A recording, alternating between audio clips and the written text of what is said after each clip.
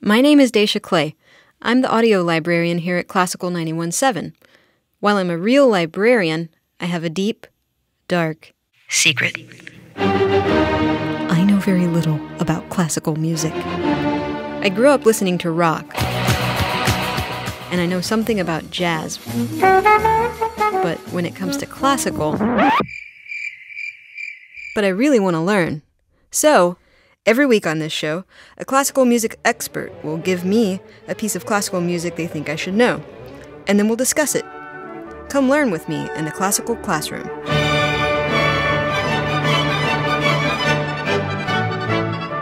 Hello, everyone, and welcome to the Classical Classroom. I'm Dacia Clay, and here with me from, I believe, it is the Radio Arts Studio. Where are you, Jonathan? In New York City. In New York City. Is Jonathan Biss. He's a pianist, a professor, and a writer. He's been performing literally since before he was born. His mom, a violinist, played with the Cleveland Orchestra while he was in utero. He attended the Curtis Institute of Music, with whom he's now partnered as a professor there to do this very cool thing. They do what's called MOOCs. They're massive online open courses. Anybody can take these, and Jonathan was the first classical musician to do this with the Institute, and last season, his virtual classroom had 51,000 students in it. He performs and tours all over the world, giving recitals and performing with orchestras. He's known for immersing himself in the works of particular composers like Schumann and Beethoven. Most recently, he spent 9 years studying and recording Beethoven's piano sonatas. His latest CD is the fourth volume born out of that. It's simply called Beethoven Piano Sonatas, Volume 4. Jonathan, welcome to the Classical Classroom. Thanks very much. So what are you going to be teaching me about today? So I think today we'll be talking primarily about Schumann, actually, and I think ultimately a little bit about his relationship with Beethoven and what he owed to Beethoven and how he responded to him in various ways. Cool. I actually know more about Clara than I do about her husband, and so I'm excited to learn about this. So let's start with the basics. Who was Schumann? Where did he live? When did he live? So Robert Schumann was a German romantic composer, which means he was born in 10. Mm-hmm. Yes, that's right.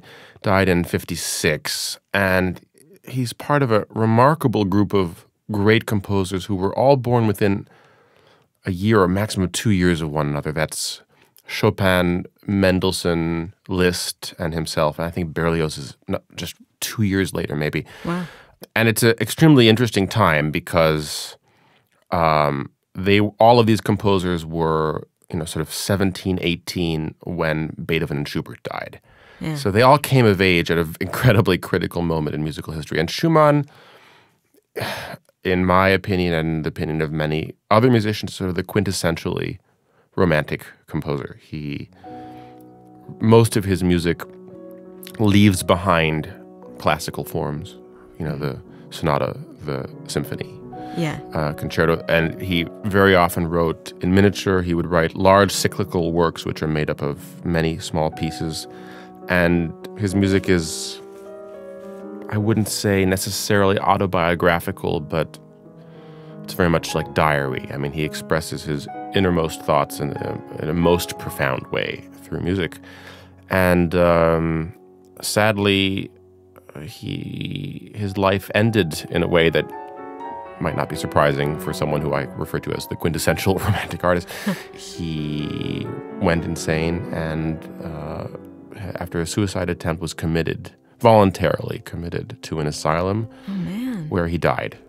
So it's a very, very tragic life, and his work is unique in musical history. As you might expect from someone who had mental health issues, he saw the world differently, and he heard the world differently as well, and therefore his music it doesn't follow paradigms that other people's did. It wanders in very specific and deeply beautiful directions.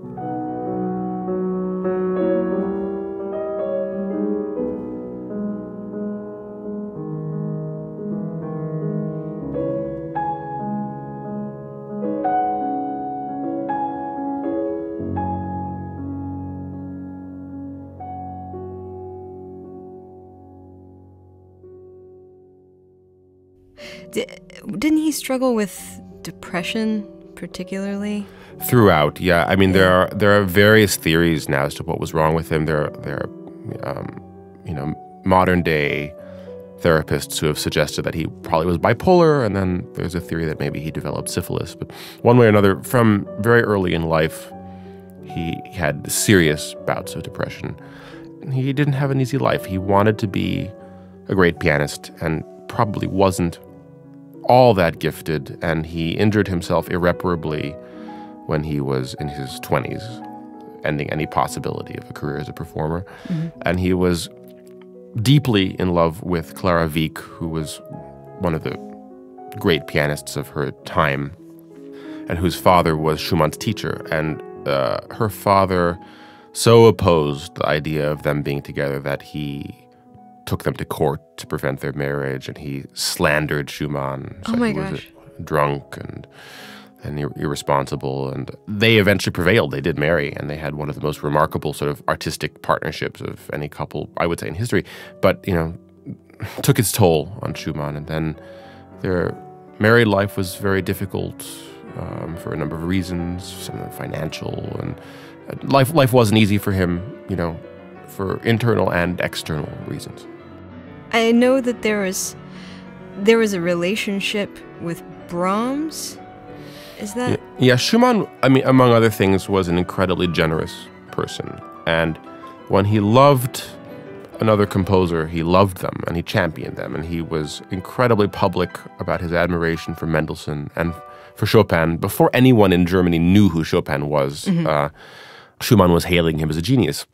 But those are composers of his generation. Brahms is 23 years younger than Schumann. And Schumann was sort of an acknowledged master at the point at which Brahms showed up at his doorstep at the age of, 20, 21, with his very, very earliest works. And Schumann absolutely fell in love with him, with the person and his music. And he announced sort of in a article in his musical journal, which was widely read, that Brahms was the heir to Beethoven, which was, on the one hand, an incredibly generous thing to do, and it probably stifled Brahms terribly for a long time. And, then after Schumann attempted suicide, Brahms became a very, very close friend of Clara's. There's been endless speculation as to whether or not their relationship was romantic. I think it's impossible to know. Yeah. Certainly they were incredibly close, and Clara was a muse to Brahms as she was to Schumann. So there's a very, very complex connection between the three of them. Yeah, that's what I've heard. It's like nobody actually just comes out and says that they were, that they were hooking up, that there was. I mean, my personal suspicion is that they didn't, because I think Brahms was pretty tortured about women in general, and I think, again, there was this a romantic idea that maybe it was better to pine than to be happy. And there, if you read their letters, there's so much that's tortured between the two of them. It's somehow hard for me to imagine that, they ever allowed anything to happen. But I mean, we'll never know. Yeah, there are plenty of amazing friendships and creative friendships that have taken place. It's funny that our minds just immediately. Yeah, it's an instant assumption. Yeah.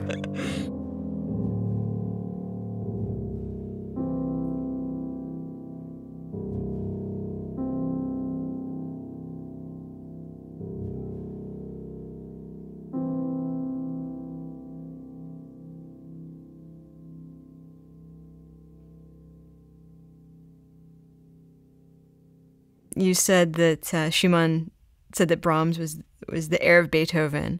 What was Schumann's relationship to the works of Beethoven? Well, Schumann, like most composers, certainly most Germanic composers, Schumann adored Beethoven. He wrote one of his greatest works, the Fantasie, was originally titled Homage to Beethoven.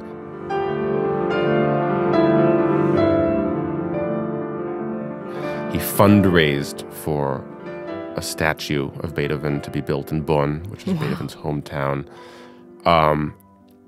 But they were incredibly different. I don't think that Schumann ever did himself any favors in trying to be like Beethoven. It's interesting, Schumann wrote what is, to my mind, among the very, very greatest piano music of his era. But the 3 piano sonatas that he wrote, which again, the piano sonatas, the genre that Beethoven took to unimaginable heights, they're not ultimately Schumann's greatest music. And I don't think it's a coincidence. I think, even though they have incredibly beautiful things in them, I think whenever Schumann tried to envision himself as a natural heir to Beethoven, he felt stifled. Yeah. And I would say the same for his symphonies. I mean, the Schumann symphonies are incredibly beautiful. But in my view, a piece that he wrote for orchestra called Overture, Scherzo, and Finale, which is a symphony in everything but name, is a more successful work, possibly, than any of the 4 symphonies, as wonderful as the symphonies are. So I do think that Schumann did best when he reacted to Beethoven in opposition rather than in admiration. Yeah.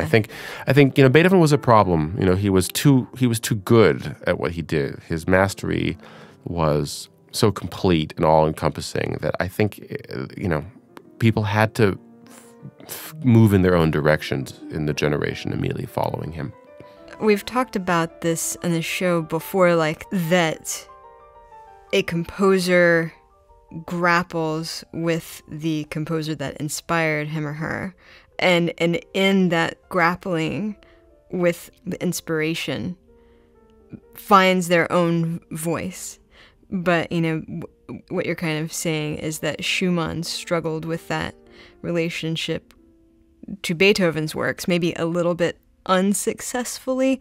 Like, I think when people kind of supersede that inspiration, where they're able to, when they start actually, like you said, rebelling against that music that's inspired them, that's when they really start to find their voice. But he didn't do that very often.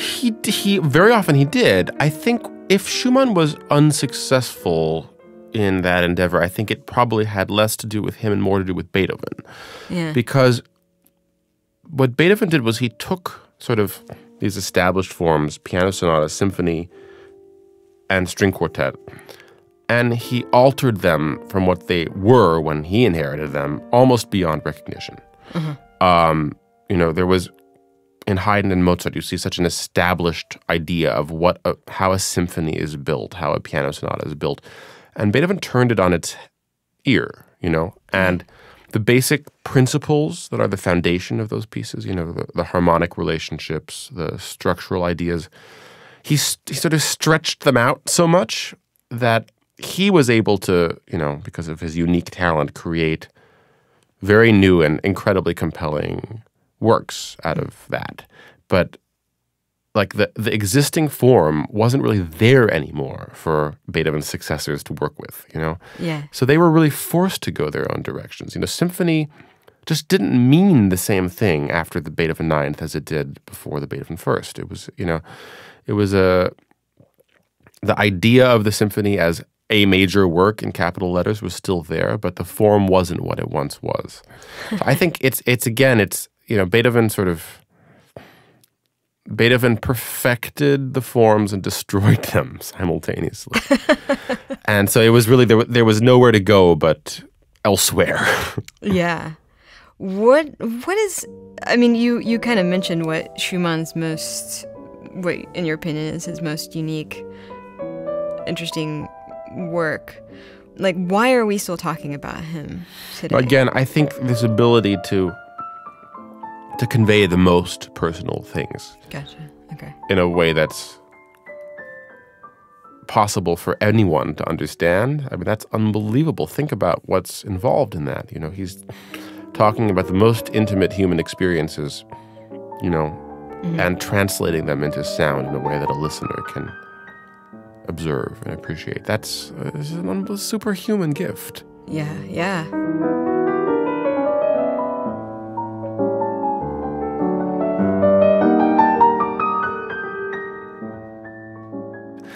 And I mean, I think also formally, he was the first composer to really perfect the idea of the miniature, of taking a kernel of music, 1 or 2 or 3 minutes long, and making it a fully realized emotional world that doesn't need any development, because Beethoven's ideas always existed to be expanded upon. Sometimes with Schumann, the idea is the whole point. And he could create a structure of sort of 18 of these individual ideas, which on the surface have nothing to do with one another, but you put them together and they create some sort of mysterious large form. And many, many composers later in the 19th century and throughout the 20th used that idea. So Schumann actually, I think, was terribly influential.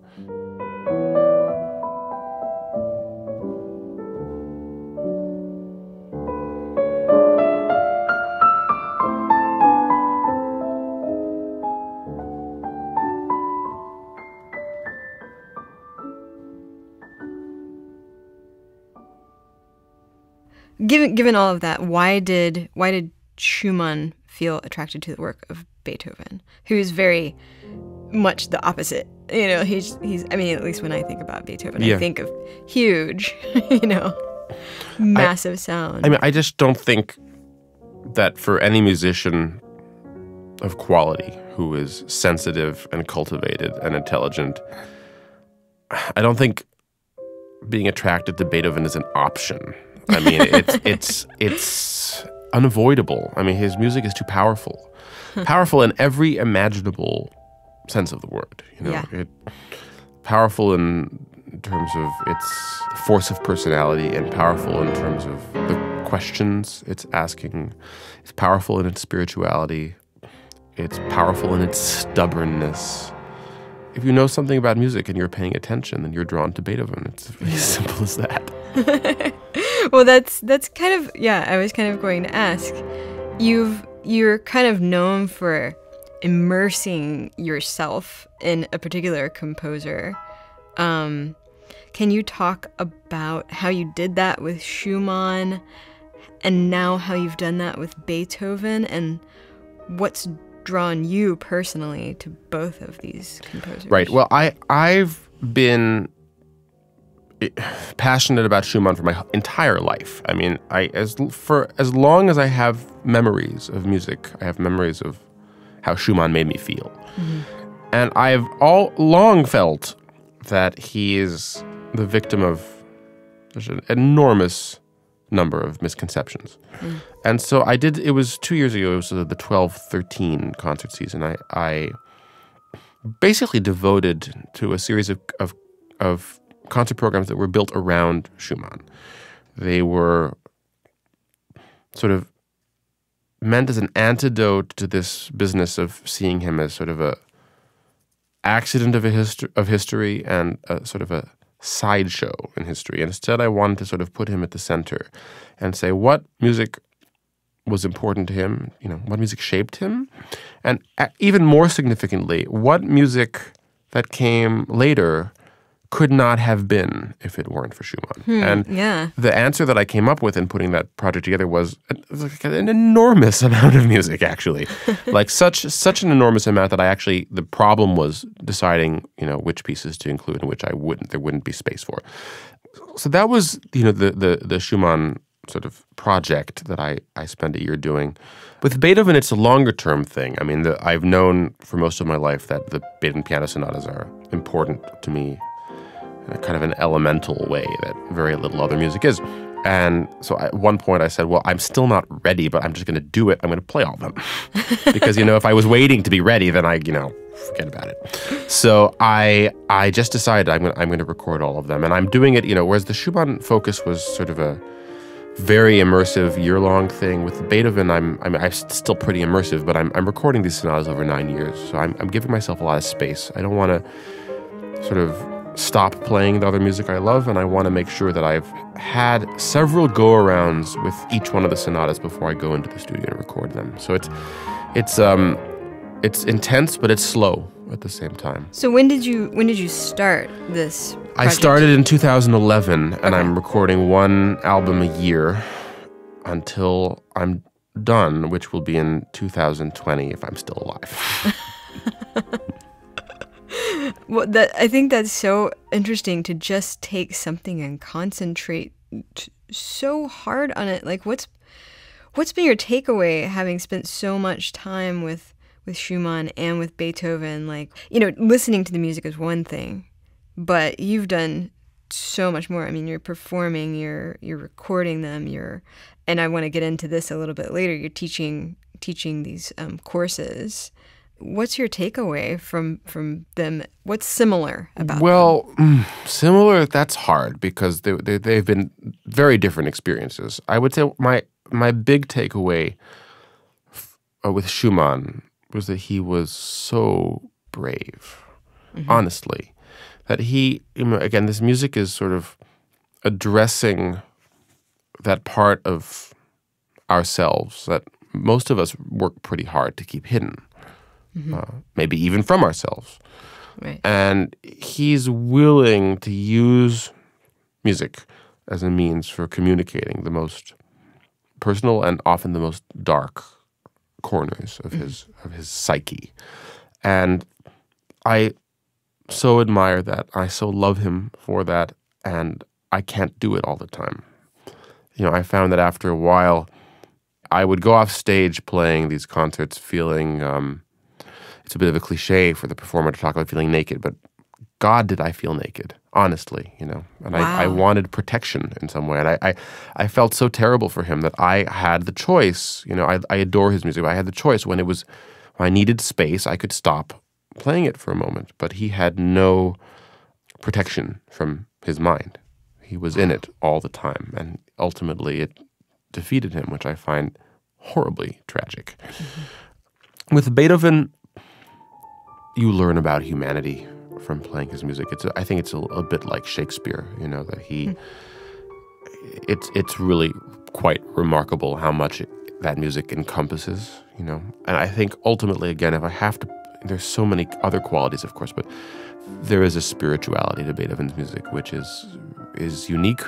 The sense of him addressing the universe, of him asking the great questions. And, those sort questions don't have answers necessarily. So yeah, yes, absolutely. There is maybe that is the link. There is great bravery in both of them, and there's a great need for self-expression through music in both of them, just in a totally different kind of way.